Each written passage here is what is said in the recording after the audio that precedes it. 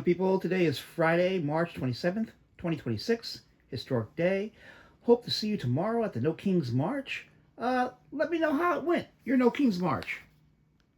That we find ourselves in, but the parallelism of no kings and a person who says he can vote by mail because he's the president, but everyone else who votes by mail is a fraud, and wants to put his name on everything from the Kennedy Center to our currency.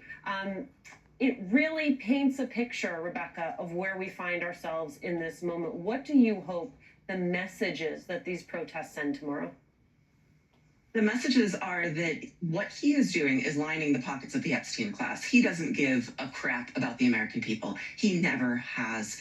He has started another endless war in the Middle East that is costing American taxpayers $2 billion a day. Our gas prices are through the roof. And this is after he's already cut SNAP benefits, cut affordable health care. I mean, if he cared about the American people, he would be focusing on the American people. He does not. He is a raging narcissist, and he has filled his cabinet full of people who are completely disqualified for their positions. So we are getting out there to reclaim our democracy and to repair it, since it has not worked for a long time. The marches were once described to me, Rebecca, as almost connective tissue.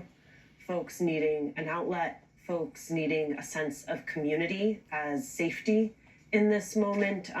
And that undoubtedly, when we think about it as connective tissue, that there is a real role for this energy to play going into midterms. And I wonder sort of how you see yourself as an organizer taking the energy that we are seeing now in March and making sure that it manifests in organizing straight through to November.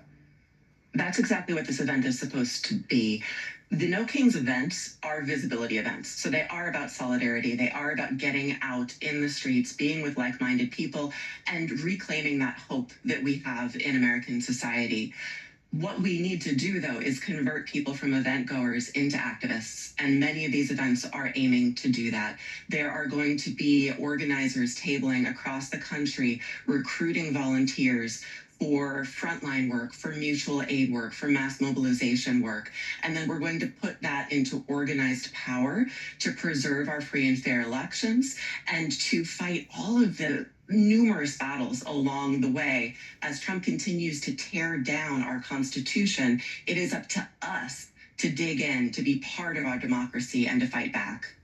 Keep thinking about the number that Rebecca shared at the beginning of this segment, the expectation of 10 to 12 million people, which, you know, as organizers, you put that number out there, you better be pretty sure that that is the number that you're getting. You compare it to the 5 million folks, which was a huge number back in June of last year. And I'm thinking about what has transpired and what has changed in that time. And one of the undeniable things that has changed is the fact that Americans together watched two of their fellow citizens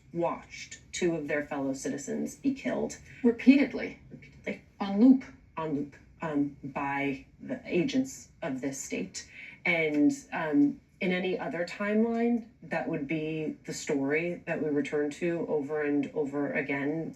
Our attention is being pulled in so many directions, but I do think that specific rage, that specific sense of injustice, that specific fear must be motivating just the sheer volume of turnout that is being anticipated tomorrow. There's no question that when you push people up against the wall, they're not going to just stand there. And it's like a psychological, we're pushing you up against the wall. We are going to remember that after they killed Ms. Good and Mr. Preddy, they also tried to defend it. I mean, there was not even the grace to say these are two human beings who've lost their lives. But by the way, we saw 6-year-old Liam. We saw university students being kidnapped off their campuses and out of their dorms.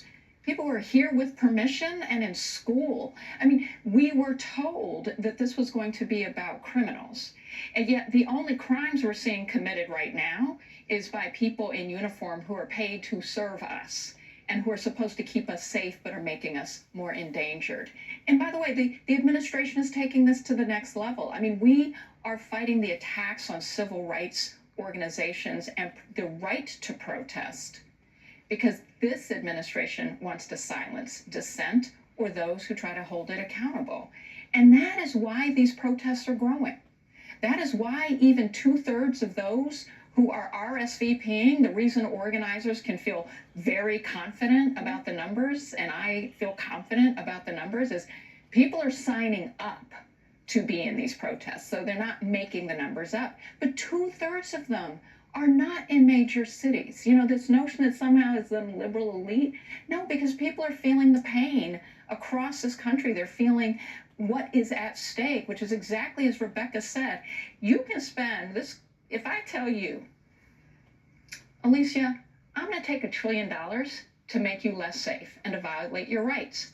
By the way, I'm also going to then do that by spending on the Department of Homeland Security, and I'm going to take $1 trillion away from you being able to see a doctor when you're sick. What are you going to say to me? I think you're going to say, I'll see you in the streets, and I'll have a sign, and then I'll be at the polls, and it doesn't matter what you try to do.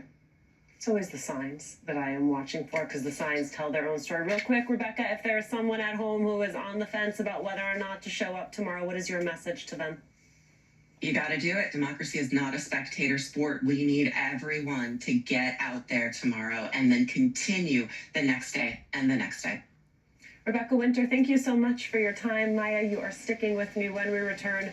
Another twist in the Epstein scandal. How private investigators working for Epstein's legal team took possession of Epstein's computers and hard drives, devices that were possibly never seen by federal investigators. That news, plus a brand new lawsuit by Epstein survivors against the Trump administration. We're going to have all that after a quick break.